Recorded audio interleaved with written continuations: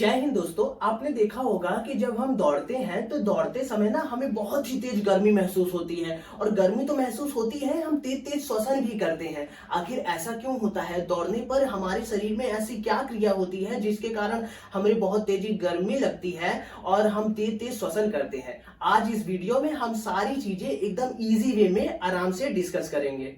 तो देखो, जब हम दौड़ते हैं तो हमारी पूरी जो शरीर की मांसपेशियां हैं, ऐसे ऐसे दौड़ते हैं तो हमारे जो पूरे शरीर की मांसपेशियां हैं ये काम करती हैं। अब ये कोई भी चीज काम कर रही है तो उसको एनर्जी चाहिए। तो हमारी जब मांसपेशियां ये काम कर रही हैं तो इनको एनर्जी चाहिए। तो एनर्जी कहाँ से लेगी? भोजन से। भोजन कहाँ है? हमने जो खाया, हमारे जो शरीर है इसमें ये ग्लूकोज के रूप में वो भोजन है हमारे पास। तो क्या ग्लूकोज से डायरेक्ट मांसपेशियां ऊर्जा ले लेगी? नहीं।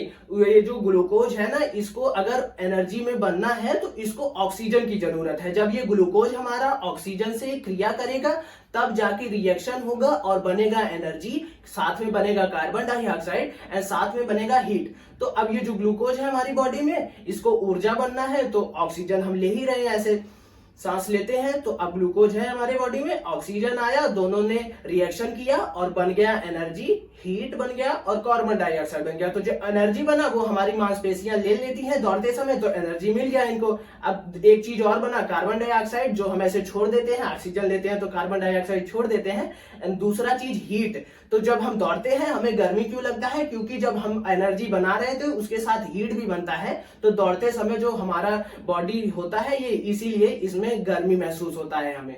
तो ये तो हो गया कि हमारा बॉडी दौड़ते समय एकदम हीट क्यों लगता है, हमें गर्मी क्यों महसूस होता है। अब हम समझते हैं कि हम दौड़ते समय तेजी से श्वसन क्यों करते हैं। तो देखो, हमारी जो मांसपेशियां हम जब दौड़ रहे हैं तो इनको ना बहुत ही अधिक मात्रा में एनर्जी चाहिए। ग्लूकोज हमारे बॉडी में है तो और एनर्जी बनाना है अधिक मात्रा में, जितना दौड़ रहे हैं, जिससे हर मांसपेशियों को एकदम अच्छे से भरपूर मिल जाए एनर्जी। तो जो है ऑक्सीजन की मात्रा और चाहिए हमें। तो चूंकि ऑक्सीजन और चाहिए तो हम तेजी से श्वसन करते हैं जिससे अधिक ऊर्जा हम बना सके, जिस कारण हम दौड़ते समय तेजी से श्वसन करते हैं। तो अभी हम दोनों चीज समझ गए कि दौड़ते समय हमारी बॉडी में इतनी गर्मी क्यों हो जाती है, हमें इतना गरम गरम क्यों लगता है और हम तेजी से श्वसन क्यों करते हैं। अब हम एक चीज और समझ लेते हैं कि अगर हमारी बॉडी इतना गर्म हो जाती है, इतना गर्मी हमें महसूस होता है, तो ये जो बॉडी है ये कैसे इतना सब कुछ बर्दाश्त कर पाती है? क्या करती है कि ये जो बॉडी का टेम्परेचर एकदम मेंटेन करके रहती है, ज्यादा उतना दिक्कत नहीं होता।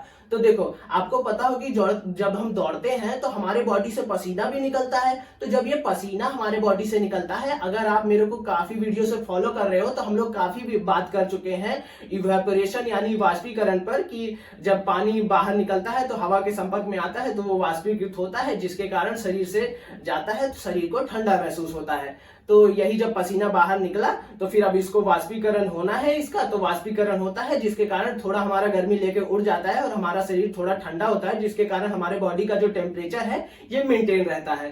तो यही कारण था कि दौड़ते समय हमें गर्मी अनुभव होती है, हम तेजी से श्वसन करते हैं। और एक एक्स्ट्रा चीज हमने जाना है कि हम क्या करते हैं, हमारा बॉडी क्या करता है, जिसके कारण हमारा टेम्परेचर भी बहुत अच्छे से मेंटेन रहता है। तो आई होप आप ये पूरा कॉन्सेप्ट समझे होंगे। मिलते हैं अगली वीडियो में। जय हिंद।